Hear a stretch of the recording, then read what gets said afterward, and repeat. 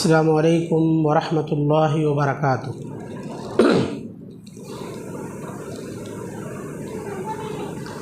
الحمد للہ رب العالمین والصلاة والسلام علی سید المرسلین، اما بعد، اعوذ باللہ من الشیطان الرجیم، بسم اللہ الرحمن الرحیم، دعواہم فیہا سبحانک اللہم وتحیتہم فیہا سلام وآخر دعواہم ان الحمد للہ رب العالمین۔ وعن انس بن مالک رضی اللہ عنہ قال قال رسول اللہ صلی اللہ علیہ وسلم ان اللہ لیرضى عن العبد یأکل الاکل فیحمده علیہا ویشرب الشرب فیحمده علیہا، رواہ مسلم۔ محترم حاضرین مجلس، بزرگوں، نوجوان ساتھیوں، پردہ نشین، خواتین اسلام، عزیز بچوں، آج کی اس ہفتہ واری اجتماع میں آپ سب کے سامنے کلمہ الحمدللہ کی فضیلت اور اس کے کچھ احکام و آداب سے متعلق قرآن و حدیث کی روشنی میں کچھ اہم ضروری اور اصلاحی باتیں بیان کی جائیں گی۔ اللہ تعالیٰ سے دعا ہے کہ رب العالمین ہمارے یہاں آنے اور بیٹھنے کو قبول فرمائے، اور جو کچھ ہم سنیں اللہ تعالیٰ ہم سب کو ان باتوں پر کما حقہ عمل پیرا ہونے کی توفیق عطا فرمائے، آمین۔ محترم حضرات و معزز خواتین، لفظ الحمدللہ ایک مرتبہ آپ سب لوگ پڑھیے الحمدللہ۔ الحمدللہ کا جو لفظ ہے قرآن مجید کی شروعات بھی اسی سے ہو رہی ہے۔ سورہ فاتحہ کا آغاز الحمدللہ سے ہو رہا ہے۔ تو پہلے ہم اس لفظ کو سمجھتے ہیں، الحمدللہ ہے کیا؟ دیکھیے، الحمد میں جو الف لام ہے وہ استغراق کے لیے ہے۔ استغراق کا مطلب ہوتا ہے سب کو شامل۔ استغراق کا مطلب سب کو شامل، یعنی ہر طرح کی تعریف، ہر طرح کی خوبی، ہر طرح کا فضل، ہر طرح کا کمال، ہر طرح کے محاسن سارے اس میں آ جاتے ہیں۔ الحمد ہر قسم کی تعریف۔ آگے ہے للہ، اللہ کے لیے۔ للہ میں جو لام ہے، اہل علم مفسرین لکھتے ہیں کہ لام استحقاق کے لیے ہے۔ استحقاق کا مطلب ہوتا ہے مستحق ہونا، یعنی یہ صرف اللہ کا حق ہے۔ تمام تعریفوں کا حقدار کون ہے؟ اللہ تعالیٰ ہے۔ اگر ہم یہ خوبیاں، یہ تعریفات، یہ محاسن کسی اور کے اندر تسلیم کر رہے ہیں تو یہ خیانت ہے اللہ کے ساتھ، یہ ظلم ہے اللہ تعالیٰ کے ساتھ، یہ ظلم ہے اللہ تعالیٰ کی تعریف کے ساتھ۔ اس لیے کہا گیا الحمدللہ، ہر قسم کی تعریف، ہر طرح کی خوبیاں، ہر طرح کے محاسن، فضائل صرف اور صرف اللہ تعالیٰ ہی کے لیے ہیں، اور اللہ تعالیٰ ہی ان کمالات اور فضائل کا مستحق ہے۔ دیکھیے، کسی بندے کے اندر کوئی خوبی ہے تو یہ کس کا دیا ہوا ہے؟ اللہ کا دیا ہوا ہے۔ پھول دکھنے میں بڑا پیارا لگتا ہے، اس کی خوشبو بڑی انوکھی ہوتی ہے، تو پھول کے اندر خوبصورتی پیدا کرنے والا، اس کو خوشبودار بنانے والا کون ہے؟ اللہ تعالیٰ ہے۔ پھول کو دیکھ کر پھول کی تعریف کرنے کے بجائے جس نے اس پھول کو بنایا، کھلایا، سجایا، اس کی تعریف کرنا چاہیے۔ تو جس کسی کے اندر جو بھی خوبی ہے، جو بھی کمال ہے، وہ اللہ تعالیٰ کی جانب سے ہے۔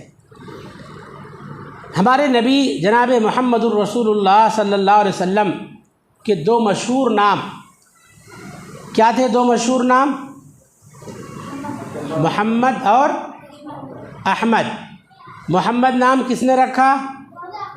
دادا نے۔ احمد ان کی امی نے رکھا۔ تو محمد نام دادا نے رکھا۔ محمد کے معنی جانتے ہیں؟ بار بار سنتے ہیں محمد محمد، کیا معنی ہوتا محمد کا؟ ہاں، حمد کیا ہوا۔ لوگ جس کی تعریف کریں، جس کی حمد بیان کریں، ان کے دادا نے انعام کیوں رکھا تھا؟ تاکہ بڑا ہونے کے بعد ہمارا یہ بچہ دنیا بھر کی تعریف کے قابل سمجھا جائے۔ اللہ نے فرمایا وَرَفَعْنَا لَكَ ذِكْرَكَ، ہم نے آپ کے ذکر کو بلند کیا۔ تو محمد کے معنی تعریف کیا ہوا، جس کی لوگ تعریف کریں، اور احمد کے معنی سب سے زیادہ اللہ کی تعریف کرنے والا۔ احمد نام والدہ نے رکھا، اور ظاہر بات ہے ہمارے نبی صلی اللہ علیہ وسلم سب سے زیادہ اللہ کی حمد اور اللہ کی تعریف بیان کرنے والے تھے۔ قیامت کے دن نبی کریم صلی اللہ علیہ وسلم کے ہاتھ میں لواء الحمد ہوگا۔ لواء الحمد کا مطلب ہوتا ہے حمد کا جھنڈا۔ نبی کریم صلی اللہ علیہ وسلم میدان محشر کے حالات بیان کرتے ہوئے کہتے ہیں کہ بیدی لواء الحمد، میرے ہاتھ میں لواء الحمد ہوگا، حمد کا جھنڈا ہوگا، اور اس جھنڈے تلے تمام کے تمام لوگ جمع ہوں گے۔ انا سید ولد آدم، میں اولاد آدم کا سردار ہوں گا۔ پھر آپ صلی اللہ علیہ وسلم کہتے ہیں کہ جب سارے کے سارے لوگ، حضرت آدم علیہ السلام، حضرت نوح علیہ السلام، حضرت ابراہیم علیہ السلام، موسیٰ علیہ السلام، عیسیٰ علیہ السلام، ان تمام انبیاء علیہم الصلاۃ والسلام سے ہو کر بالآخر میرے پاس آئیں گے اور مجھ سے سفارش کی درخواست کریں گے کہ آپ اللہ سے سفارش کیجئے، اللہ سے دعا کیجئے، حالات بڑے سخت ہیں، اللہ تعالیٰ جلد سے جلد ہمارا حساب کتاب لے لے۔ تو اللہ کے نبی صلی اللہ علیہ وسلم کہتے ہیں فَأَقْعُ سَاجِدًا لِرَبِّي، میں اپنے رب کے لیے سجدے میں گر جاؤں گا۔ جب میں سجدے میں گر جاؤں گا تو آپ کہتے ہیں کہ اللہ تعالیٰ اپنی حمد و ثنا کے کچھ ایسے کلمات کا مجھے القاء کرے گا، میرے دل میں اللہ تعالیٰ اپنی تعریف کے کچھ ایسے کلمات ڈالے گا، اور میں ایسے الفاظ سے اللہ کی حمد و ثنا بیان کروں گا کہ اب تک کسی نے اس طرح کی اللہ کی حمد و ثنا بیان نہیں کی۔ آپ نے خود اللہ کی ویسی حمد و ثنا بیان نہیں کی، دنیا میں کبھی ویسی اللہ کی تعریف نہیں کی، کسی نبی نے ویسی اللہ کی تعریف نہیں کی، کسی مخلوق نے اللہ کی ویسی تعریف نہیں کی۔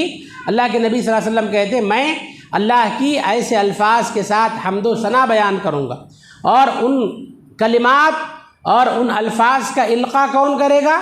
اللہ تعالیٰ کرے گا۔ آپ کے دل میں ان الفاظ کا الہام ہوگا، انہی کلمات کے ساتھ آپ اللہ تعالیٰ کی تعریف کریں گے۔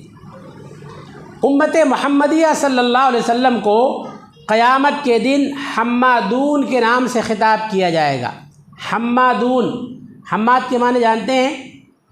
حماد کے معنی ہوتا ہے سب سے زیادہ تعریف کرنے والا، مبالغہ کا صیغہ ہے، اس کے اندر کثرت پائی جاتی ہے۔ امت محمدیہ صلی اللہ علیہ وسلم کو اللہ کے نبی صلی اللہ علیہ وسلم فرماتے ہیں حمادون کہہ کر بلایا جائے گا، خوب خوب اللہ تعالیٰ کی تعریف کرنے والے۔ تو یہ سارے کے سارے الفاظ اسی حمد سے نکلے ہوئے ہیں۔ الحمد، اسی سے احمد ہے، اسی سے محمد ہے، اسی سے لواء الحمد ہے، اسی سے حمادون ہے، اور جو ہے ان تمام تعریفات کے قابل اور لائق کون ہے؟ اللہ تعالیٰ ہے۔ تو جب ہم لفظ الحمدللہ پڑھتے ہیں نا، تو یہ ساری کی ساری خوبیاں، سارے کے سارے کمالات گویا ہم اللہ تعالیٰ کے لیے لائق ٹھہراتے ہیں۔ دیکھیے اہل علم نے حمد کی 3 قسمیں بیان کی ہیں۔ حمد یا شکر کی 3 قسمیں ہیں۔ ایک ہے اعتقادی حمد۔ اعتقادی حمد مطلب دل سے اللہ کی حمد و ثنا بیان کرنا، دل سے اللہ کی تعریف کرنا، دل سے اللہ کا شکر ادا کرنا۔ یہ اعتقادی حمد یا دل سے اللہ کا شکر کیا ہے؟ اللہ تعالیٰ آپ کو کوئی نعمت عطا کرے، کوئی عہدہ دے، کوئی کامیابی دے، کسی اونچے مقام پر پہنچ جائیں تو دل میں یہ خیال ہو، دل میں یہ عقیدہ ہو، دل میں یہ ایمان ہو کہ اللہ تعالیٰ نے مجھے اس لائق سمجھا، مجھے یہ مقام عطا کیا، ورنہ میں اپنے آپ میں کچھ بھی نہیں تھا، میرا مال، میری دولت، میری صلاحیت اور میرا جو ہے علم، میرا روپیہ پیسہ کچھ بھی نہیں تھا۔ اللہ نے مجھے اس مقام پر پہنچایا، اللہ نے مجھے اس لائق سمجھا، اس لیے اللہ تعالیٰ نے مجھے یہ خوبی، یہ کمال، یہ صلاحیت عطا کیا۔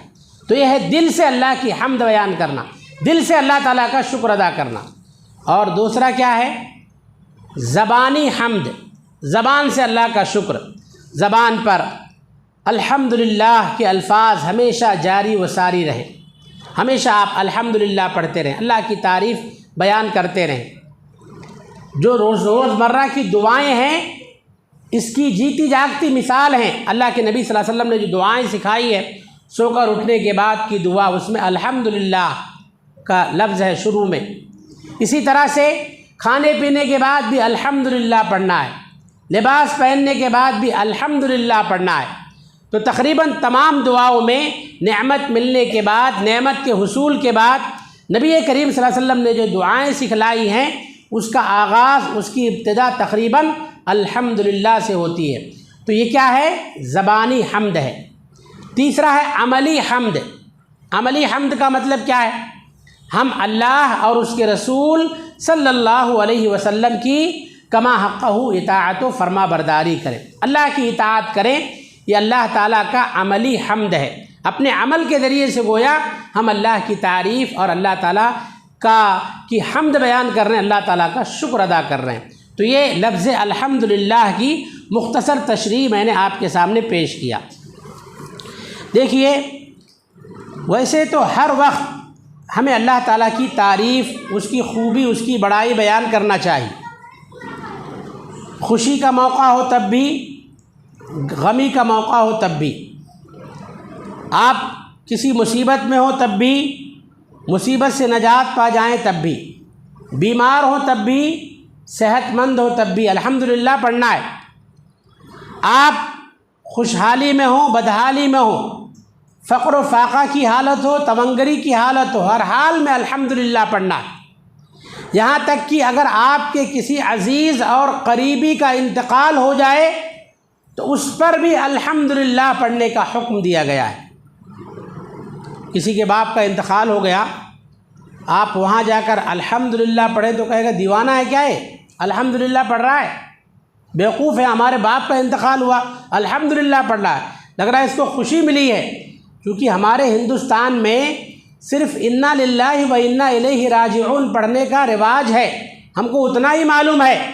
اس لیے اگر کوئی بیماری کے موقع پر، وفات کے موقع پر، غم اور تکلیف کے موقع پر الحمدللہ پڑھ لے تو ہم سمجھتے ہیں اس نے گناہ کر دیا۔ گناہ نہیں کیا اس نے، نبی کریم صلی اللہ علیہ وسلم کی حدیث پر عمل کیا اس نے۔ ترمذی شریف کی حدیث ہے، حضرت ابو موسیٰ اشعری رضی اللہ عنہ کہتے ہیں اللہ کے نبی صلی اللہ علیہ وسلم نے بیان فرمایا اذا مات العبد، جب کسی انسان کا انتقال ہوتا ہے، کسی کا نابالغ بچہ جب فوت ہوتا ہے اور فرشتے اس کی روح کو قبض کر کے جب اللہ کے پاس لے کر پہنچتے ہیں، اللہ تعالیٰ فرشتوں سے سوال کرتا ہے قبضتم ولد عبدی قبضتم ثمرۃ فؤادی، اے میرے فرشتوں، تم نے میرے بندے کے بچے کی روح کو قبض کر لیا، اس کے جگر کے ٹکڑے کو لے لیا۔ فرشتے کہتے ہیں ہاں اللہ ہم نے ایسا کیا، تیرا حکم تھا نا، ہم نے ایسا کیا۔ تو اللہ تعالیٰ فرشتوں سے سوال کرتا ہے فماذا قال عبدی، اس وقت میرے بندے نے کیا کہا؟ فرشتے گواہی دیتے کہتے حمدک واسترجع، اے اللہ اس موقع پر بھی، مصیبت کی گھڑی میں بھی تیرے بندے نے تیری حمد بیان کیا، الحمدللہ پڑھا۔ اور کیا پڑھا؟ انا للہ و انا الیہ راجعون۔ اس موقع پر الحمدللہ پڑھنا مطلب اے اللہ میں تیرے ہر فیصلے سے راضی ہوں، اس معاملے پر بھی اللہ ہر طرح کی تعریف تیرے لیے ہے۔ انا للہ، اے اللہ ہم سب تیری امانت ہیں، وَإِنَّا إِلَيْهِ راجعون، جیسے آج یہ بچہ فوت ہو گیا، ایک دن ہم سب تیری طرف لوٹ کر آنے والے ہیں۔ ایک دن ہمیں بھی موت آنے والی ہے، تو اس نے الحمدللہ کہا، انا للہ و انا الیہ راجعون پڑھا۔ جانتے ہیں اللہ کے نبی صلی اللہ علیہ وسلم فرماتے ہیں اللہ تعالیٰ فرشتوں سے کہتا ہے، اے فرشتو ابنوا لعبدی بیتن فی الجنہ، میرے اس بندے کے لیے جنت میں ایک گھر بناؤ، وسموہ بیت الحمد، اور اس گھر کا نام کیا رکھو؟ بیت الحمد رکھو۔ بیت الحمد کا مطلب تعریف کا گھر، تعریف کا گھر۔ دیکھیے جنت میں جانا ہی کمال کی بات ہے۔ نبی کریم صلی اللہ علیہ وسلم فرماتے ہیں جنت کے اندر ایک کوڑا، بعض روایتوں میں ایک کمان رکھنے برابر جگہ دنیا اور دنیا کی تمام چیزوں سے بہتر ہے۔ جنت کے اندر ایک کوڑا رکھنے کے لیے کتنی جگہ؟ زیادہ سے زیادہ 1 میٹر، 1.5 میٹر، 2 میٹر کا لمبا کوڑا چابک رہتا ہے، اور چوڑا زیادہ سے زیادہ 1 انچ، اس سے زیادہ بولے تو 1.5 انچ چوڑا۔ اتنا باریک کوڑا رکھنے کے لیے 1 سے 2 میٹر جگہ۔ نبی صلی اللہ علیہ وسلم فرماتے ہیں جنت میں اتنی جگہ خیر من الدنیا وما فیہا، دنیا اور دنیا کی تمام چیزوں سے بہتر ہے۔ اگر کسی شخص کو جنت کے اندر گیسٹ ہاؤس مل جائے اور اس کا نام کیا ہو؟ بیت الحمد، بیت الحمد، تو ذرا سوچئے اس کے فضل کا کیا کہنا، اس کی قسمت کا کیا کہنا۔ تو معلوم کیا ہوا؟ ہر حال میں اللہ کی تعریف کریں، مصیبت ہو تب بھی، خوشی ہو تب بھی، بیمار ہو تب بھی، اور صحت مند ہو تب بھی، کوئی پیدا ہو تب بھی، کسی کا انتقال ہو تب بھی، ہر حال میں الحمدللہ کہیں، اللہ کی تعریف کریں۔ مطلب اے اللہ میں تیرے فیصلے سے راضی ہوں، اللہ مجھے تیرے فیصلے پر کوئی آبجیکشن نہیں ہے، تیرے فیصلے پر کوئی اعتراض نہیں ہے، اللہ میں قضاء و قدر پر راضی ہوں، تیرے فیصلے پر راضی ہوں۔ خود ہمارے نبی جناب محمد الرسول اللہ صلی اللہ علیہ وسلم کا حال یہ تھا۔ حضرت عائشہ صدیقہ رضی اللہ عنہا کہتی ہیں کان النبی صلی اللہ علیہ وسلم اذا اتاہ الامر یسرہ، جب نبی صلی اللہ علیہ وسلم پر کوئی خوشی کا معاملہ آتا، کوئی خوشی کی بات پہنچتی، کوئی نعمت ملتی، کسی بات سے آپ خوش ہوتے تو کیا کہتے؟ الحمدللہ الذی بنعمتہ تتم الصالحات۔ میرے بھائیوں، بہت ساری باتیں ہم کو خوش کر دیتی ہیں، بہت ساری خوشخبریاں ہمارے چہرے میں چمک پیدا کر دیتی ہیں، زندگی میں انقلاب آ جاتا ہے، شب و روز میں بہت ساری خوشیاں آتی ہیں۔ جب بھی کوئی خوشی کی خبر سنیں، کامیابی کی خبر ملے، خوشی کا موقع ہو، تو فوراً پڑھے الحمدللہ الذی بنعمتہ تتم الصالحات۔ کیا مطلب ہے اس کا؟ ہر طرح کی تعریف اس اللہ کے لیے ہے جس کے فضل و کرم سے تمام بھلائیاں مکمل ہوتی ہیں۔ اور عائشہ رضی اللہ عنہ کہتی ہیں وَإِذَا أَتَاهُ الْأَمْرُ يَكْرَهُ، جب کوئی ناگوار معاملہ پیش آتا، ناپسندیدہ بات دیکھتے، تو اللہ کے نبی صلی اللہ علیہ وسلم اس موقع پر انا للہ و انا الیہ راجعون نہیں پڑھتے، کیا پڑھتے؟ الحمدللہ علی کل حال، الحمدللہ علی کل حال، ہر حال میں اللہ، ہر طرح کی تعریف تیرے ہی لیے۔ تو ان تمام باتوں کا خلاصہ کیا ہے کہ ہر موقع پر خوشی ہو، غمی ہو، ہے نا، مصیبت ہو، راحت ہو، پیدائش کا موقع ہو، وفات کا موقع ہو، بیماری کا موقع ہو، صحت کا موقع ہو، ہر حال میں اللہ کی تعریف کریں، اللہ کی بڑائی بیان کریں، اللہ کی حمد و ثنا بیان کریں۔ اللہ تعالیٰ اپنی حمد و ثنا سے بہت زیادہ خوش ہوتا ہے۔ لفظ الحمدللہ، اگر ہم الحمدللہ بار بار پڑھتے رہیں گے، اس کا ایک فائدہ ہم نے سنا، جنت میں اللہ تعالیٰ گھر بنائے گا، اس کا نام کیا ہوگا؟ بیت الحمد ہوگا۔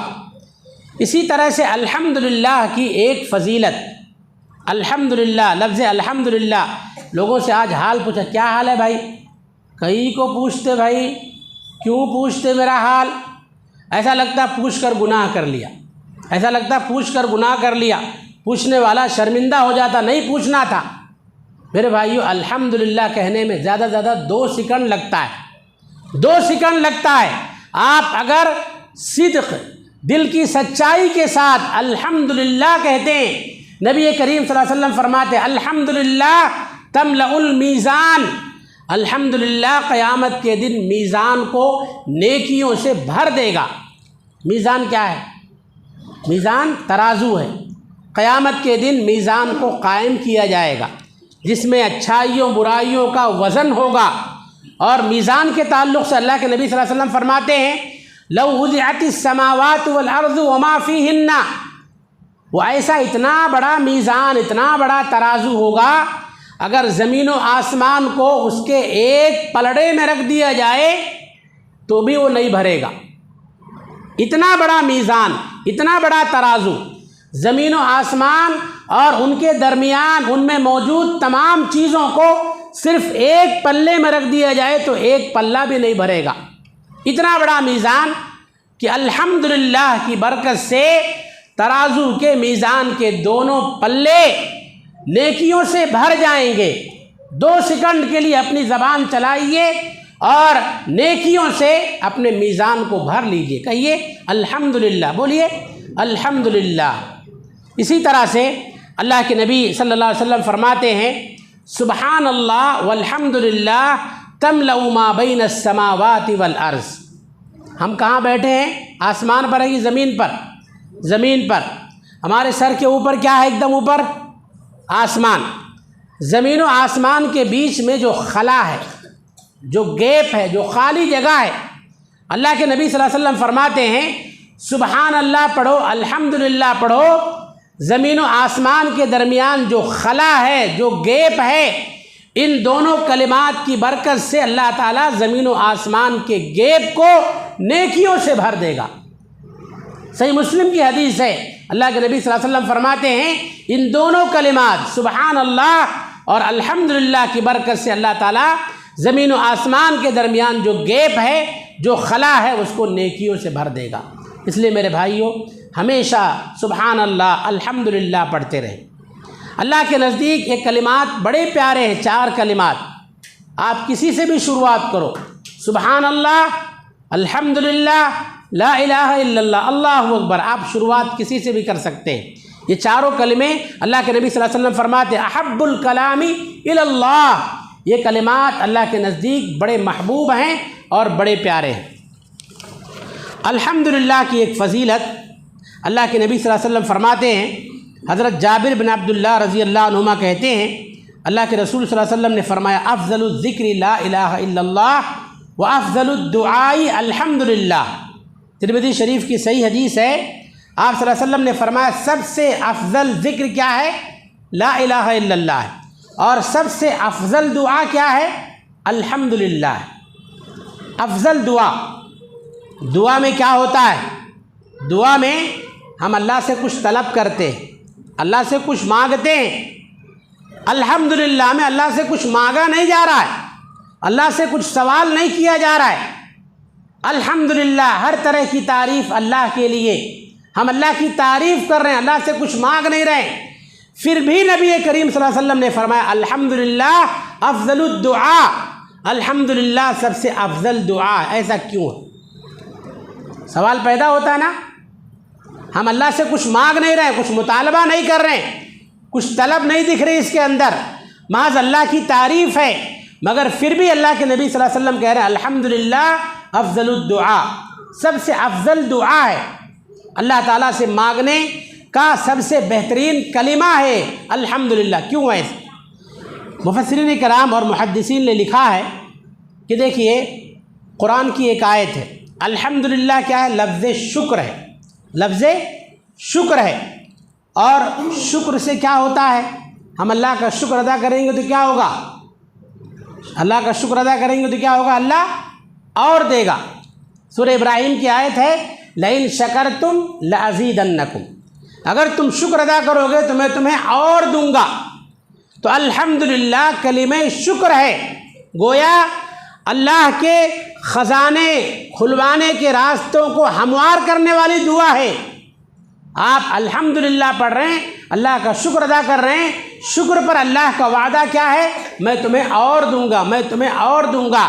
تو گویا ہم خیر اور بھلائی کے لیے راستہ ہموار کر رہے ہیں، خیر اور بھلائی کے لیے راستہ آسان کر رہے ہیں۔ اس لیے نبی کریم صلی اللہ علیہ وسلم نے کیا کہا؟ الحمدللہ افضل الدعاء، الحمدللہ افضل دعا ہے۔ بعض محدثین لکھتے ہیں کہ اس میں اشارہ اہدنا الصراط المستقیم کی طرف ہے۔ الحمدللہ کا مطلب اشارہ افضل دعا ہے، اشارہ ہے اے اللہ ہمیں سیدھا راستہ دکھا۔ صراط مستقیم کیا ہے؟ صراط الذین انعمت علیہم، وہ راستہ ان لوگوں کا راستہ جن پر تو نے انعام کیا۔ اللہ کا انعام کن پر ہوا؟ من النبیین والصدیقین والشہداء والصالحین، نبیوں کا راستہ، سچوں کا راستہ، شہیدوں کا راستہ، نیک لوگوں کا راستہ۔ تو گویا اس میں اشارہ ہے اہدنا الصراط المستقیم کی طرف۔ جب ہم الحمدللہ پڑھتے ہیں تو گویا اللہ سے دعا کرتے ہیں اللہ ہمیں سیدھا راستہ دکھا، سیدھے راستے پر چلا اور سیدھے راستے پر قائم رہنے کی توفیق عطا فرما۔ جب بندہ الحمدللہ رب العالمین کہتا ہے، صحیح مسلم کی حدیث ہے، اللہ تعالیٰ خود اعتراف کرتا ہے، بندے کے حمد کی اللہ تعریف کرتا ہے۔ اللہ کہتا حمیدنی عبدی، حمیدنی عبدی، میرے بندے نے میری تعریف کی ہے۔ اس لیے نبی کریم صلی اللہ علیہ وسلم نے الحمدللہ کو افضل الدعا قرار دیا ہے۔ سب سے افضل دعا الحمدللہ ہے۔ اور آپ دیکھیں جنتیوں کا ایک خاص وظیفہ ہوگا۔ جنتی لوگ جب جنت میں جائیں گے، سورہ یونس آیت نمبر 10 میں اللہ نے فرمایا دعواہم فیہا سبحانک اللہم وتحیتہم فیہا سلام وآخر دعواہم ان الحمدللہ رب العالمین۔ جنتیوں کی زبان پر عام طور پر 3 کلمات جاری و ساری رہیں گے۔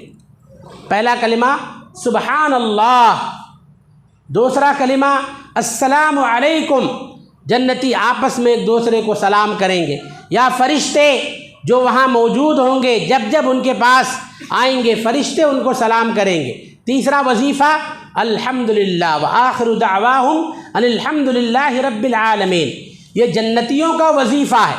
ہمیں جنت میں جانا ہے کہ نہیں؟ بولیے، جانا ہے نا انشاءاللہ۔ ابھی سے اس کی مشق کیجئے، ابھی سے اس کی پریکٹس کیجئے، الحمدللہ بار بار پڑھتے رہیے۔ اہل جنت کا کلام ہے، اہل جنت کا وظیفہ ہے الحمدللہ۔ نبی کریم صلی اللہ علیہ وسلم فرماتے ہیں، صحیح مسلم کی حدیث ہے جنتیوں کے تعلق سے، یلہمون التسبیح والتحمید والتکبیر کما تلہمون النفس۔ ہم سانس لیتے ہیں، سانس اللہ کی بہت بڑی کیا ہے؟ نعمت ہے، اور سانس لینے کے لیے آپ کو پیسہ دینا پڑ رہا ہے؟ آپ کو کچھ دقت آ رہی ہے؟ نہیں نا، آسانی سے ہم سانس لے رہے ہیں، بلا اختیار سانس لے رہے ہیں الحمدللہ، بغیر کسی دقت کے، بغیر کسی تکلیف کے سانس لے رہے ہیں، سانس چھوڑ رہے ہیں، سانس روک رہے ہیں، یہ اللہ کی بہت بڑی نعمت ہے۔ تو اللہ کے نبی صلی اللہ علیہ وسلم فرماتے ہیں جب جنتی جنت میں جائیں گے تو جیسے ہم سانس آسانی سے لیتے ہیں بلا سوچے سمجھے، بغیر ارادہ کیے، جنتیوں کو جنت میں اسی طرح سے تسبیح سبحان اللہ، تحمید الحمدللہ، تکبیر اللہ اکبر کا الہام ہوگا۔ بے اختیار، بے ارادہ ان کی زبانوں سے یہ کلمات جاری و ساری ہوں گے۔ تو میرے بھائیوں، یہ الحمدللہ جنتیوں کا وظیفہ ہے، جنتیوں کا خاص کلمہ ہے۔ جنتی لوگ جنت میں ان کی زبانوں سے بار بار الحمدللہ جاری و ساری ہوگا۔ تو یہ کچھ فضائل میں نے الحمدللہ کے بیان فرمائے ہیں۔ اس کے علاوہ بہت ساری فضیلتیں ہیں، وقت اس کا تقاضا نہیں کر رہا ہے کہ پوری تفصیل آپ کے سامنے بیان کریں۔ ایک آخری بات بیان کر کے میں اپنی باتیں ختم کر رہا ہوں۔ الحمدللہ ویسے تو ہمیشہ کہنا ہے، مگر کچھ خاص مقامات ہیں، کچھ خاص اوقات ہیں جن میں خصوصیت کے ساتھ ہمیں یہ لفظ پڑھنا چاہیے، الحمدللہ کہنا چاہیے۔ جیسے سو کر اٹھنے کے بعد، جب سو کر اٹھتے ہیں نا تو جو دعا ہے سو کر اٹھنے کے بعد کی، اگر پوری دعا یاد نہ ہو تو کم سے کم الحمدللہ پڑھ لیا کریں۔ جس اللہ نے آپ کو نیند سے اٹھایا، بیدار کیا، نئی صبح کا آغاز ہو رہا ہے، جس کے فضل و کرم سے آپ الحمدللہ سے اس کی تعریف کریں۔ بعض لوگ بسم اللہ پڑھتے ہیں، مگر صحیح حدیث سے الحمدللہ کا ہی ثبوت ملتا ہے۔ اسی طرح سے اگر آپ کوئی اچھا خواب دیکھ رہے ہیں، خوشی والا خواب، تو آپ الحمدللہ پڑھیں۔ اور اگر کوئی آپ کے خیر خواہ ہیں، آپ کے محسن ہیں، تو اچھے خواب کا ان سے تذکرہ بھی کر سکتے ہیں۔ برا خواب دیکھیں تو اعوذ باللہ من الشیطان الرجیم پڑھیں اور کروٹ چینج کر دیں، اپنے بائیں طرف شیطان کو ذلیل کرنے کے لیے، اس کی چال کو ناکام کرنے کے لیے 3 مرتبہ تھو تھو کر دیا کریں۔ تھوکنا نہیں ہے، تھو تھو کر دینا ہے، اس سے شیطان ذلیل ہوتا ہے۔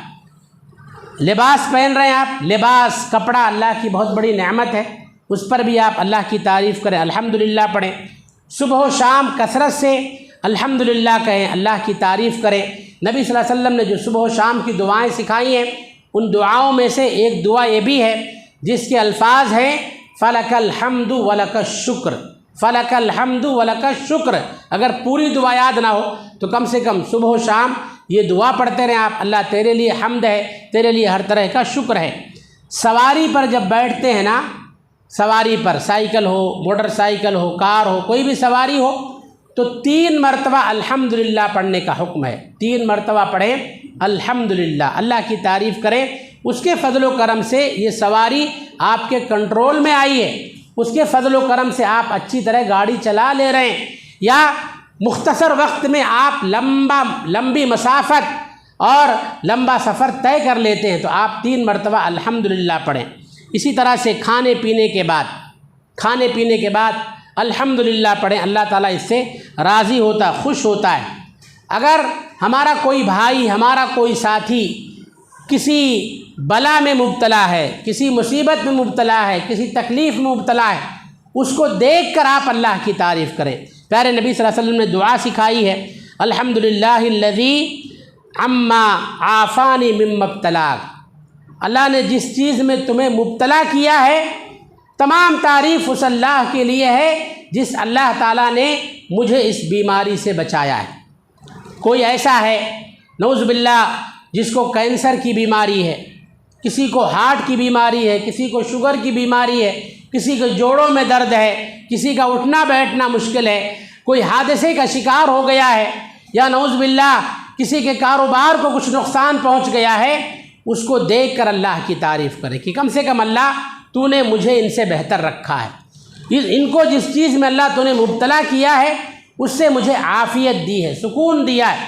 ان کے ساتھ ہمدردی بھی ہو، ان کو دلاسا بھی دیں اور ان کی ہمت بڑھائیں، ان کو حوصلہ دیں، ساتھ ہی ساتھ آپ اللہ کی تعریف کریں کہ اللہ تعالیٰ تو نے مجھے اس چیز سے نجات دیا، جس چیز میں ان کو مبتلا کیا اللہ تعالیٰ تو نے مجھے ان سے بری رکھا۔ اسی طرح سے جب مجلس اختتام کو پہنچتی ہے، دینی مجلس ختم ہوتی ہے، اس پر بھی اللہ کی تعریف کریں کہ اللہ تیرے فضل و کرم سے کوئی پریشانی نہیں آئی، کوئی انہونی نہیں ہوئی، سکون کے ساتھ، حسن و خوبی کے ساتھ یہ مجلس اپنے اختتام کو پہنچی۔ مجلس کے اختتام پر کفارِ مجلس کے طور پر نبی کریم صلی اللہ علیہ وسلم نے دعا سکھائی ہے، سبحان اللہ و بحمدہ، سبحانک اللہم و بحمدک، اشہد ان لا الہ الا انت، استغفرک و اتوب الیک۔ اللہ کے نبی صلی اللہ علیہ وسلم فرماتے ہیں اگر کوئی بندہ یہ دعا پڑھے تو جب سے مجلس میں بیٹھا تھا شروع سے آخر تک اگر اس سے کوئی خطا ہو گئی، کوئی غلطی ہو گئی، کوئی چھوٹا موٹا گناہ ہو گیا تو یہ دعا اس کے لیے کفارہ بن جائے گی، اللہ تعالیٰ اس کے چھوٹے موٹے گناہ کو معاف فرما دے گا۔ اسی طرح سے جب بھی ہم کوئی بڑا کام شروع کریں، بڑا کام، کوئی اہم کام شروع کرنے جا رہے ہیں تو اللہ کی تعریف کریں۔ آپ دیکھیں نکاح کا خطبہ پڑھتے تھے اللہ کے نبی صلی اللہ علیہ وسلم، اس میں اللہ کی حمد و ثنا بیان کرتے تھے، کیونکہ 2 لوگوں کی ایک نئی زندگی کی شروعات ہو رہی ہے، کوئی اہم ضرورت پیش آتی، صحابہ کو اہم خطاب کرنا چاہتے، اللہ کے نبی صلی اللہ علیہ وسلم خطبہ پڑھتے تھے۔ اس لیے اس خطبے کو جو خطبہ جمعہ یا نکاح وغیرہ میں پڑھا جاتا ہے خطبہ حاجہ بھی کہا جاتا ہے، ضرورت کے موقعوں پر پڑھا جانے والا خطبہ۔ تو کوئی اہم کام شروع کرنا ہے آپ الحمدللہ پڑھیے، اللہ کی تعریف کیجئے، آپ اللہ کا ذکر کریں گے، اللہ کا نام لیں گے، اللہ کی تعریف کریں گے، اللہ آپ کو نقصان سے بچائے گا، شرمندگی سے بچائے گا، اللہ تعالیٰ آپ کے کام کو پائے تکمیل تک پہنچائے گا۔ مختلف احادیث میں مختلف الفاظ میں نبی کریم صلی اللہ علیہ وسلم نے ہم کو ان کی تعلیم دی ہے۔ چھینک آنے پر کیا پڑھا جاتا ہے؟ الحمدللہ پڑھا جاتا ہے۔ اگر کوئی چھینکے الحمدللہ پڑھے تو کیا جواب دیں گے؟ یرحمک اللہ۔ پھر چھینکنے والا واپس اس کو دعا دے یہدیکم اللہ ویصلح بالکم۔ تو چھینک بھی اللہ کی نعمت ہے۔ اللہ کے نبی صلی اللہ علیہ وسلم فرماتے ہیں کہ ان اللہ یحب العطاس ویکرہ التساؤل۔ اللہ تعالیٰ چھینک کو پسند کرتا ہے۔ چھینک کو کیوں پسند کرتا ہے؟ چھینکنے سے دماغ فریش ہو جاتا ہے، سر ہلکا ہو جاتا ہے، بندہ ایکٹیو ہو جاتا ہے، چاق و چوبند ہو جاتا ہے۔ تو یہ اللہ کی بہت بڑی نعمت ہے، اس لیے اللہ چھینک کو پسند کرتا ہے۔ چھینک کے آداب بھی بتائے گئے۔ چھینک آئے منہ پر ہاتھ رکھ لے یا کپڑا رکھ لے تاکہ منہ یا ناک سے کوئی گندگی نکلے سامنے والے پر نہ پڑے۔ تو الحمدللہ پڑھے، اور سننے والوں کو چاہیے کہ وہ یرحمک اللہ کہہ کر دعا دیں، اللہ تعالیٰ آپ پر رحم فرمائے۔ تو یہ کچھ مخصوص اوقات ہیں جن میں خصوصیت کے ساتھ الحمدللہ پڑھنے کا حکم دیا گیا ہے، اور سبحان اللہ اور الحمدللہ یہ ساتھ ساتھ چلتے ہیں۔ آپ دیکھیں قرآن میں جگہ جگہ اللہ نے فرمایا فسبح بحمد ربک، آپ اللہ کی تسبیح بیان کریں، اللہ کی تعریف بیان کریں۔ تو دونوں چیزیں ساتھ ساتھ چلتی ہیں۔ سبحان اللہ کا مطلب اللہ ہر طرح کے عیب سے پاک ہے، یہ بھی ایک طرح سے اللہ کی تعریف ہے۔ الحمدللہ کا مطلب ہر طرح کی خوبیاں اللہ ہی کے لیے ہیں۔ تو بس یہ مختصر باتیں تھیں الحمدللہ کے تعلق سے، میں انہی کلمات پر اپنی باتیں ختم کر رہا ہوں۔ اللہ تعالیٰ سے میری دعا ہے کہ رب العالمین ہم سب کو اس کلمہ شکر کی اہمیت اور فضیلت کو سمجھتے ہوئے اللہ تعالیٰ کثرت سے ہم سب کو اس کا ورد کرنے کی توفیق عطا فرمائے۔ اللہ تعالیٰ ہم سب کو اپنی طاقت بھر کما حقہ تیری تعریف کرنے کی توفیق عطا فرمائے۔ رب العالمین ہمارے جتنے بھی پیچیدہ مسائل ہیں، پینڈنگ کام ہیں، اللہ تعالیٰ ہمارے تمام پینڈنگ کاموں کو اپنے فضل و کرم سے پورا فرما دے۔ اللہ تعالیٰ ہم میں جو لوگ بیمار ہیں انہیں شفائے کاملہ و عاجلہ عطا فرمائے۔ ہم میں جو لوگ انتقال کر گئے ہیں اللہ تعالیٰ ان کی مغفرت فرمائے۔ رب العالمین ہم سب کے کاروبار میں خیر و برکت عطا فرمائے۔ اچانک آنے والی مصیبتوں سے اللہ تعالیٰ ہم تمام لوگوں کی حفاظت فرمائے۔ رب العالمین ہم میں جو بے روزگار ہیں ان کے لیے بہتر سے بہتر روزگار کا انتظام فرمائے۔ ملک کے حالات کو اللہ تعالیٰ بہتر سے بہتر بنائے۔ جہاں جہاں مسلمانوں پر مظالم ڈھائے جا رہے ہیں اللہ تعالیٰ غیب سے مظلوم مسلمانوں کی مدد فرمائے۔ ظالموں کو اللہ تعالیٰ ہدایت نصیب فرمائے۔ اسی طرح سے رب العالمین ہم سب کو اپنے بڑوں کا احترام، ان کی عزت کرنے کی توفیق عطا فرمائے۔ چھوٹوں کے ساتھ شفقت اور محبت کا معاملہ کرنے کی توفیق عطا فرمائے۔ رب العالمین اس مجلس کو ہم سب کے لیے خیر و عافیت کا ذریعہ اور دنیا و آخرت میں نجات کا ذریعہ بنائے۔ آمین ثم آمین۔ ربنا تقبل منا انك انت السميع العليم وتب علينا انك انت التواب الرحيم۔ سبحان ربك رب العزة عما يصفون وسلام على المرسلين والحمد لله رب العالمين۔ والسلام علیکم ورحمۃ اللہ وبرکاتہ۔ السلام علیکم ورحمۃ اللہ وبرکاتہ۔ میں آپ تمام حضرات کا، شیخ کا، تمام خواتین کا شکریہ ادا کرتا ہوں۔ اللہ تعالیٰ سے دعا کرتا ہوں کہ اللہ تعالیٰ سب کو اللہ کی تعریف کرنے والا اور عمل کرنے والا بنائے، سب کا خاتمہ خیر کرے، ہمارے اس بیٹھنے کو قبول فرمائے۔ آمین۔